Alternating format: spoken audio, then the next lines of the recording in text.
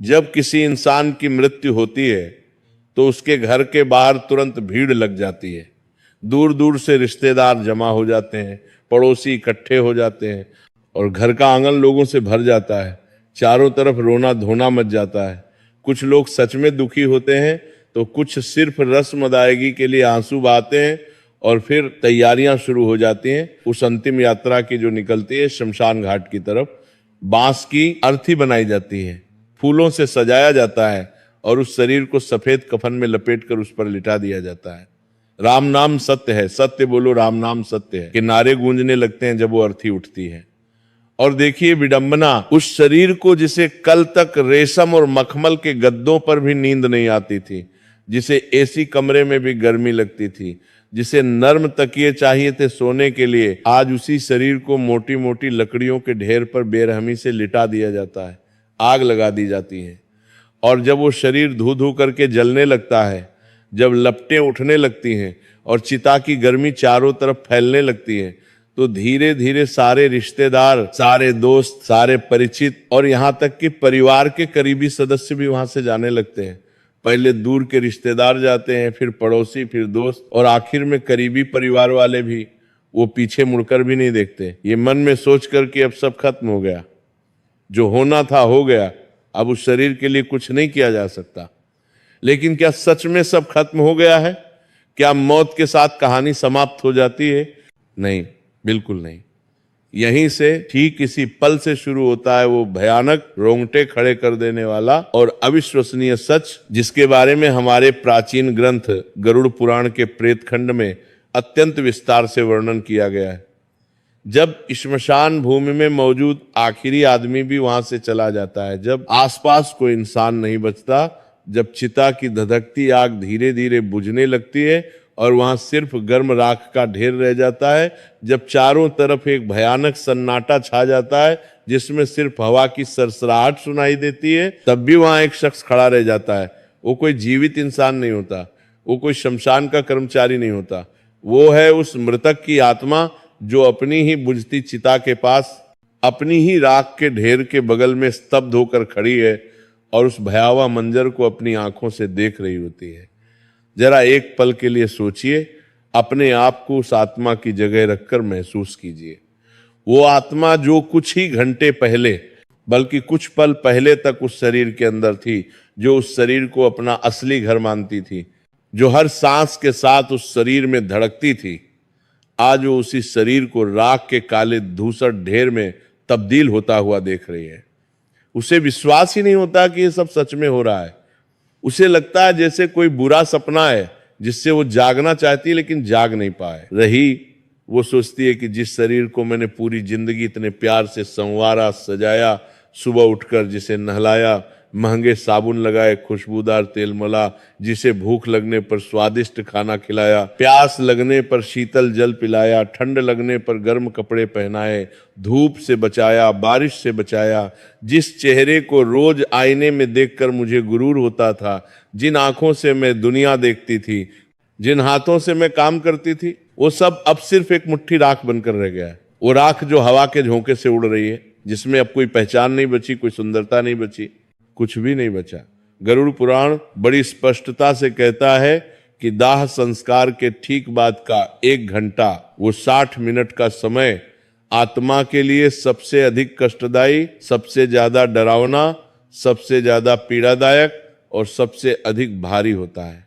ये वो निर्णायक समय होता है जब आत्मा को पहली बार, एकदम पहली बार ये गहरा एहसास होता है कि अब वो इस भौतिक संसार का, इस ठोस दुनिया का हिस्सा नहीं रही। अब वो एक सूक्ष्म शरीर में है जिसे कोई देख नहीं सकता, कोई सुन नहीं सकता, कोई महसूस नहीं कर सकता।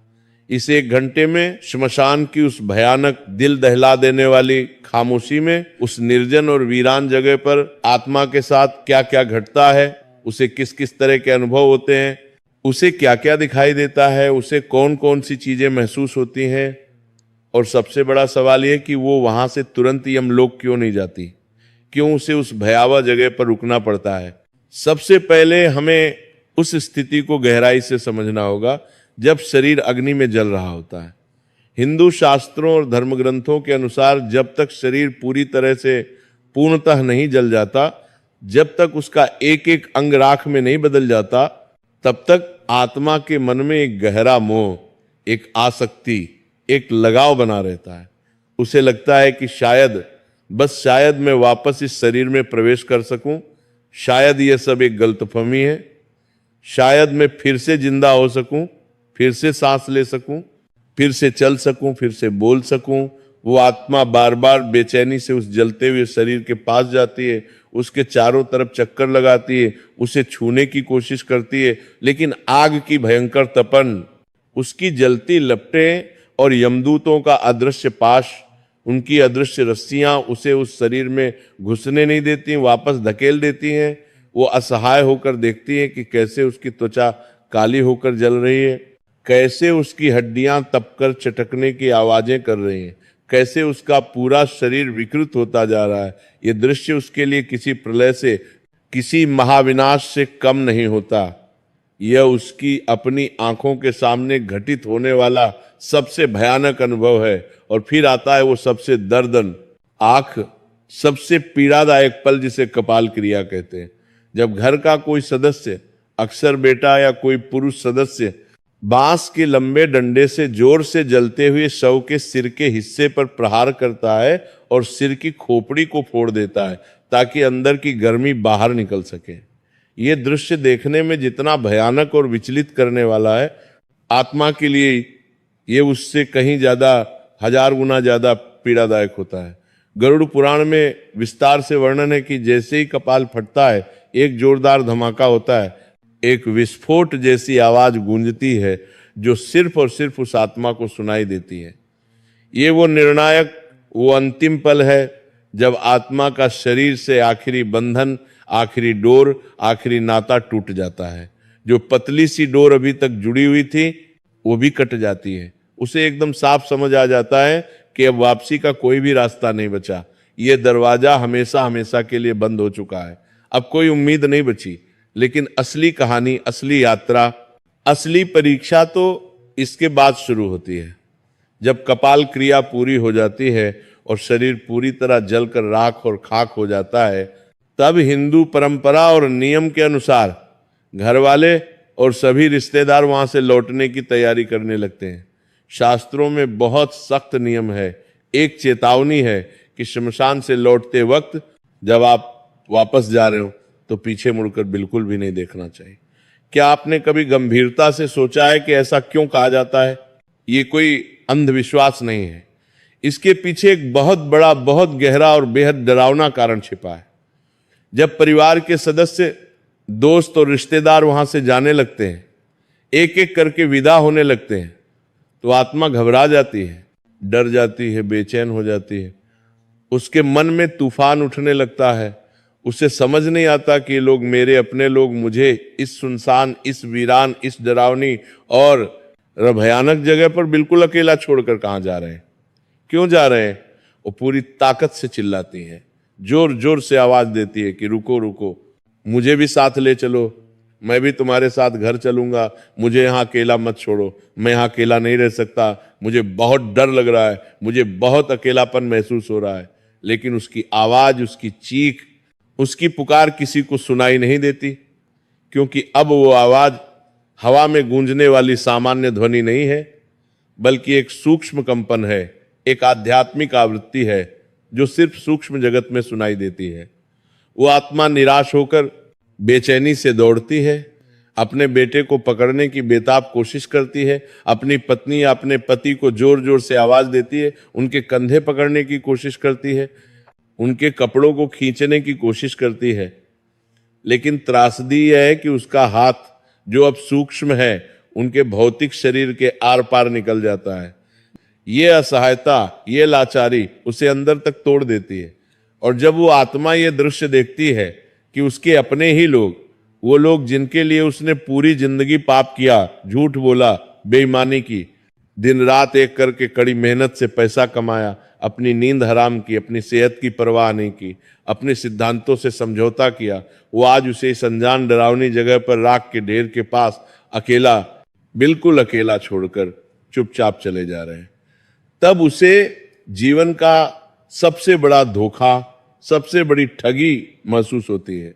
उसे गहराई से समझ आने लगता है कि इस दुनिया का कोई भी रिश्ता, चाहे वो खून का हो या प्यार का, कोई भी इंसान आखिर तक साथ नहीं देता, अंतिम यात्रा में कोई साथ नहीं जाता।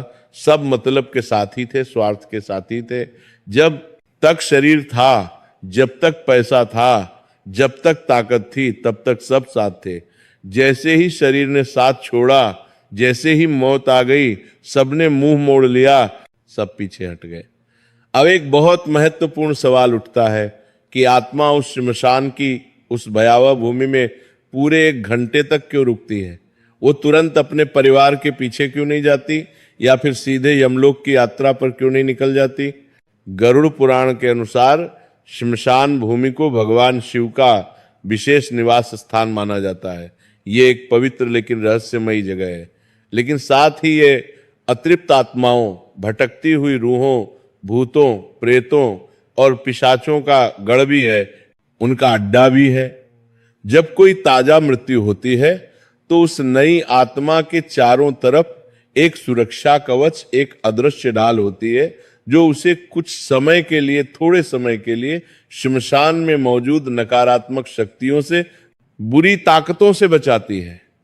लेकिन जैसे जैसे समय बीतता जाता है, जैसे जैसे मिनट गुजरते जाते हैं, वो कवच धीरे धीरे कमजोर पड़ने लगता है, उसमें दरारें आने लगती हैं।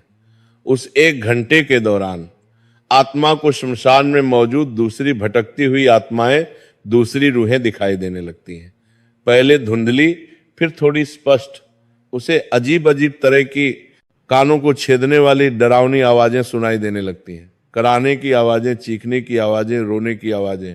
वो डर के मारे देखती है कि वहां कई ऐसी आत्माएं मौजूद हैं जो सैकड़ों सालों से, दशकों से मुक्ति के लिए तरस रही हैं, तड़प रही हैं, जो भूख और प्यास से बुरी तरह तड़प रही हैं, छटपटा रही हैं, जिनका सूक्ष्म शरीर विकृत हो चुका है, भयानक दिखता है। कुछ आत्माएं हवा में तैरती हुई दिखाई देती हैं, तो कुछ जमीन पर सांप की तरह रेंगती हुई दिखाई देती हैं। वो सभी उस नई आत्मा को देखकर उसकी तरफ लपकने लगती हैं, उसे डराने की कोशिश करती हैं, उसे अपने साथ खींचने की कोशिश करती हैं। यह दृश्य देखकर वो नई आत्मा डर के मारे आतंक से कांपने लगती है, उसके रोंगटे खड़े हो जाते हैं। वो छिपने की कोई जगह ढूंढने लगती है, कोई आड़ ढूंढती है, लेकिन श्मशान के उस खुले विशाल मैदान में छिपने की कोई जगह नहीं होती। चारों तरफ खुला आसमान, जमीन पर राख और बुझती चिताएं। अब उसे अपनी गलतियों का, अपने पापों का, अपने बुरे कर्मों का गहरा पछतावा होने लगता है। वो मन ही मन सोचने लगती है कि काश मैंने जीवन में कुछ पुण्य का काम किया होता, काश मैंने गरीबों की मदद की होती, काश मैंने मंदिर में दान दिया होता, काश मैंने रोज भगवान का नाम लिया होता, प्रार्थना की होती, तो शायद आज मुझे भयानक दिन नहीं देखना पड़ता, ये कष्ट नहीं भोगना पड़ता। गरुड़ पुराण में स्पष्ट लिखा है कि उस 1 घंटे में आत्मा को यमदूत जानबूझकर तुरंत नहीं पकड़ते, वो उसे छोड़ देते हैं, उसे अकेला छोड़ देते हैं, ताकि वो अपनी आंखों से स्पष्ट रूप से देख सके, अनुभव कर सके कि जिस शरीर पर और जिस भौतिक संसार पर, जिस धन दौलत पर उसे इतना घमंड था, इतना अहंकार था, उसकी असली औकात, असली हैसियत क्या है। ये श्मशान में बिताया गया समय वैराग्य का, विरक्ति का महत्वपूर्ण क्षण होता है। ये आत्मा को ये गहरा एहसास दिलाने के लिए होता है कि तूने क्या खोया है और क्या पाया है, तूने सारी जिंदगी क्या किया और अब तेरे पास बचा क्या है। उसे समय का कोई सही ज्ञान नहीं रहता, समय का बोध खत्म हो जाता है। जो हमारे लिए पृथ्वी पर सिर्फ 1 घंटा है, 60 मिनट है, वो उस आत्मा के लिए कई कई दिनों के बराबर, यहां तक कि महीनों के बराबर लगता है। उस अकेलेपन में, उस भयानक सन्नाटे में, उस निर्जन वातावरण में उसे अपने पूरे जीवन की रील दिखाई देने लगती है। गरुड़ लूर पुराण से जीवन समीक्षा या लाइफ रिव्यू कहता है, छोटे बच्चे के रूप में जन्म से लेकर जवानी तक, और जवानी से लेकर बुढ़ापे तक, और बुढ़ापे से लेकर मृत्यु तक उसने जो भी कर्म किया, अच्छा हो या बुरा, चाहे वो बंद कमरे में चुपके से किया हो या सबके सामने खुलकर किया हो, सब कुछ, हर एक घटना, हर एक पल उसकी आंखों के सामने सिनेमा की तरह तैरने लगता है, चलने लगता है। उसने किस किस का दिल दुखाया था, किस किस को तकलीफ पहुंचाई थी, किस किस का हक मारा था, किस किस का पैसा हड़पा था, किस किस को धोखा दिया था, किस से झूठ बोला था, किसके साथ बेईमानी की थी, वो सब कुछ विस्तार से उसे याद आने लगता है, दिखाई देने लगता है।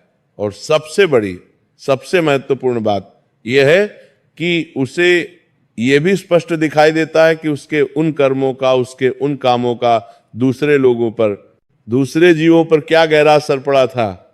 अगर उसने किसी गरीब मजदूर की मेहनत की कमाई मारी थी, उसका पैसा नहीं दिया था, तो उसे अब उस गरीब के छोटे छोटे भूखे बच्चे रोते हुए दिखाई देते हैं। अगर उसने किसी बेजुबान जानवर को पत्थर मारा था, लाठी से पीटा था, तो उसे उस जानवर का दर्द, उसकी पीड़ा महसूस होती है। ये मानसिक पीड़ा, ये आत्मिक कष्ट किसी भी शारीरिक पीड़ा से कई गुना, हजार गुना ज्यादा भयंकर होती है। आत्मा जोर जोर से चीखती है, बिलख बिलख कर रोती है, अपने किए पर पछताती है। लेकिन वहां उस निर्जन श्मशान में उसके आंसू पोंछने वाला कोई नहीं होता, उसे सांत्वना देने वाला कोई नहीं होता। वहां सिर्फ ठंडी हवा की सनसनाहट होती है